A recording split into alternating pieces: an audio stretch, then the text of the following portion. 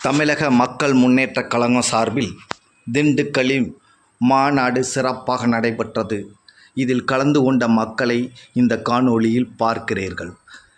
தமிழக மக்கள் முன்னேற்றக் கழகத்தின் நிறுவனர் தலைவர் ஜான் பாண்டியன் அவர்கள் சிறப்புரையாற்றிய தொகுப்பு இந்த காணொளியில் பார்க்கலாம். நன்றி, வணக்கம். இந்த கூட்டத்திலே நான் சமூக சமத்துவ மாநாடு, இது சமத்துவத்திற்கான போராட்டம், இதற்காக நடத்துகின்ற மாநாடு. எனது உரையை என் வாழ்க்கையில் இருந்து நான் ஆரம்பிக்கலாம் என்று நினைக்கிறேன்.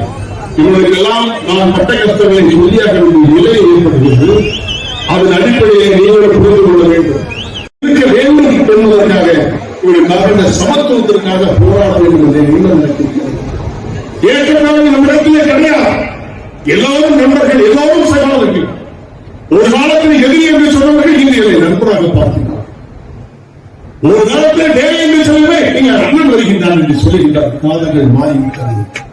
ஈடு சாதிக்கு இடமில்லை, சமத்துவத்திற்கு தான் இடம். அதுதான் தமிழக மக்கள் முன்னேற்ற கழகம் என்பதை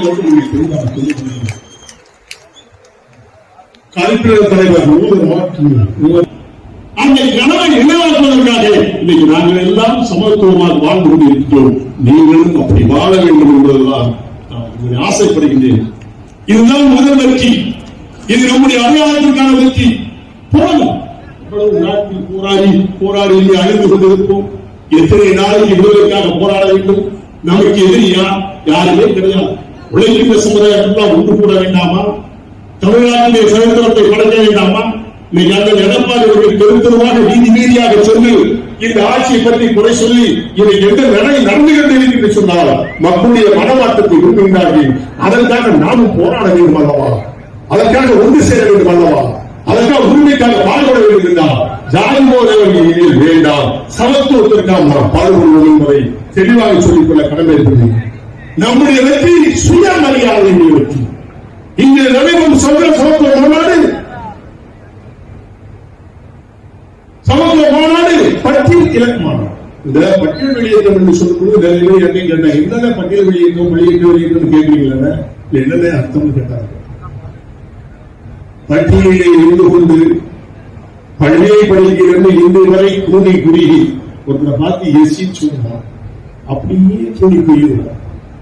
என்ன எஸ்சி, இன்னொருத்தர் சொன்ன தாழ்த்தப்பட்டவர், இன்னொருத்தர் சொன்ன அரிசன்.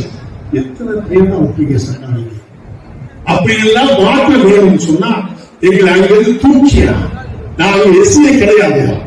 வேளாண் குடி ஆற்றுப்படுகளை அதிகமாக வாழ்கின்றவர்கள் வேளாளர்கள்.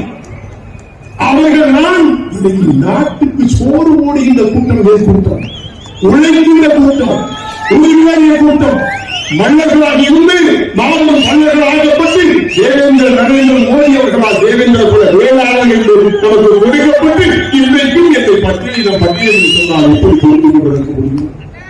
அதற்காக இங்கு இருக்கின்ற தலைவர்கள் பரிந்துரை செய்வார்கள்.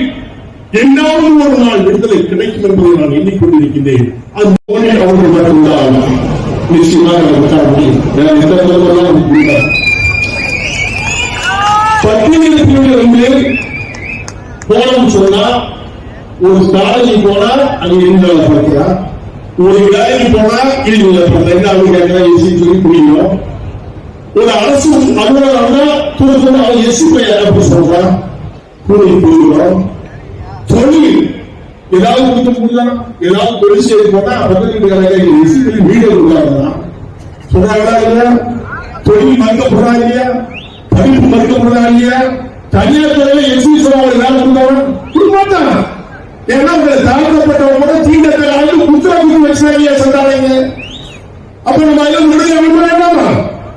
சாதி அடையாளம் என்பதுதான் நமக்கு எதிரியாக இருக்கிறது. நாங்கள் அது எஸ்சியாக இருப்பதை விரும்பவில்லை.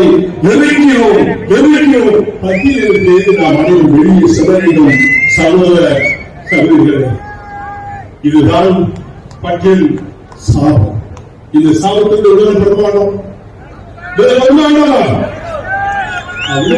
என்று சொன்னால் நாம் ஒற்றுமையாக வாழ வேண்டும். நமக்கு யாரும் எதிரிகள் கிடையாது. என் சமுதாயம் சமுதாயத்தை அரவணைத்து செல்கிறாரோ அத்தனை சமுதாயம் நம்முடைய சகோதரர்கள். நாம் பார்ப்பது கிடையாது. படிப்பறிவு இல்லாத காலத்தில் நம்மளை சிறைப்படுத்தி தாழ்த்தப்பட்ட இந்த சாதகத்தில் அறியாத நிலையிலே இருந்த போது நாம் வேற்றுமையை பார்ப்போம். படித்து விட்டோம், தெளிவிட்டோம், வாழ்விட்டோம், பட்டியலிருந்து வெளியே செல்வதற்கு அனைத்து ஜாதி சமுதாயம் அரவணைக்கின்றார்கள். நாம் அனைவருக்கும் சகோதரர்கள் சகோதரிகள் என்ற மனப்பையோடு மனப்பாடோடு வாழ வேண்டும் என்று சொன்னார். பட்டியலிருந்து வெளியே செல்ல வேண்டும். அதற்கு எல்லா அரசியல் தலைவர்களும் பெரியவர்களும் நமக்கு கருணை புரிவார்கள். அவர்களிலே நாம் பங்குகொள்வோம். வெற்றி பெறுகின்ற நோக்கமே நம் நோக்கம். அந்த நோக்கம் எதுவாக இருந்தாலும் முன்னின்று தலைமையாக நடத்துவதற்கு நான் தயாராக இருப்பேன். நீங்களும் தயாராக இருக்க வேண்டும். அதற்கு நம்முடைய தலைவர்கள் எல்லாம் அவரோடு இணைவாக என்று நம்பி அஞ்சாதி யாரும் ஆள வேண்டும் வழங்குகிறார். சுஞ்சாதி யாரும் தொழில் வேண்டாம். வாழ்க்கை வாழ்க்கை வளர்ந்த பட்டியல ஒற்றுமை என்று கூறி உங்கள் அனைவரையும் வந்து விடைபெறுகிறேன். வாழ்கிற சமம் அனைவரும் நன்றி, வணக்கம். வணக்கம். இது தமிழ் பவர் நியூஸ். சப்ஸ்கிரைப் பண்ணுங்கள், ஷேர் பண்ணுங்கள், கமெண்ட் பண்ணுங்கள். நன்றி, வணக்கம்.